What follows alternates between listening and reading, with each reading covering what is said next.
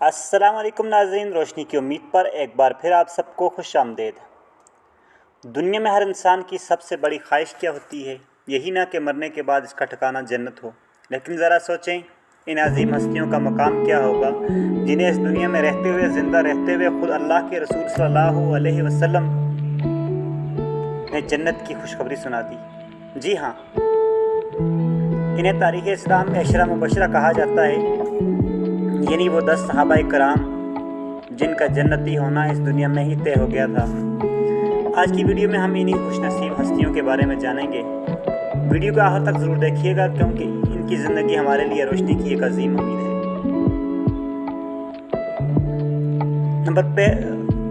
Number پہ ہیں حضرت ابو بکر صدیق رضی اللہ تعالیٰ عنہ، اسلام قبول کرنے والے پہلے مرد۔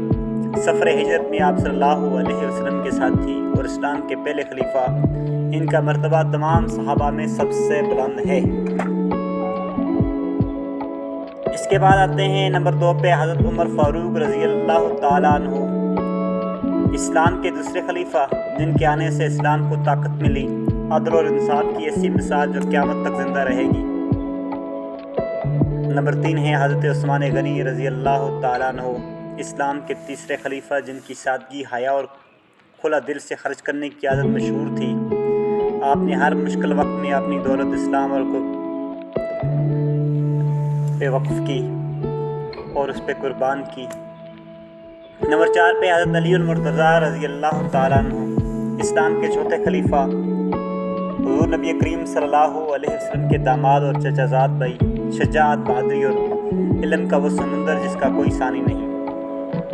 نمبر 5 پہ حضرت طلحہ بن عبید اللہ، جنگ احد کے وہ باکمال محافظ، جنہوں نے آپ صلی اللہ علیہ وسلم کو بچانے کے لیے اپنے جسم پہ درجنوں زخم کھائے لیکن ڈھال بنے رہے۔ نمبر 6 پہ ہے حضرت زبیر بن العوام۔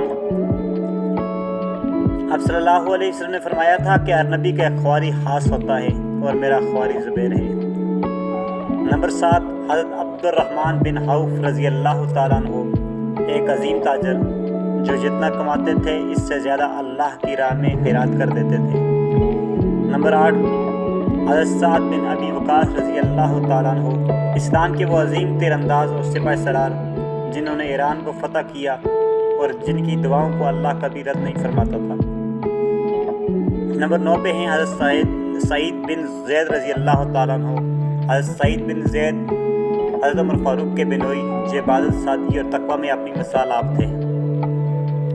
نمبر 10 پہ ہیں حضرت ابو عبیدہ بن الجراح رضی اللہ تعالیٰ عنہ، آپ صلی اللہ علیہ وسلم نے اس امت کا سب سے بڑا امین یعنی امانت دار قرار دیا تھا۔ دوستو، یہ تھے وہ 10 ستارے جنہوں نے حضور نبی کریم صلی اللہ علیہ وسلم کی محبت میں رہ کر اور ان کی صحبت میں رہ کر ایسی زندگی گزاری کہ اللہ ان سے راضی ہو گیا اور انہیں دنیا میں ہی جنت کا پروانہ مل گیا۔ ان کی زندگیاں ہمارے لیے سیکھنے کا ایک بہترین ذریعہ ہیں۔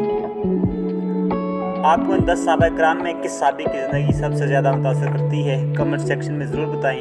اگر ویڈیو اچھی لگی تو اسے لائک کریں، دوستوں کے ساتھ شیئر کریں اور ہمارے چینل روشنی کی امید کو ضرور سبسکرائب کریں۔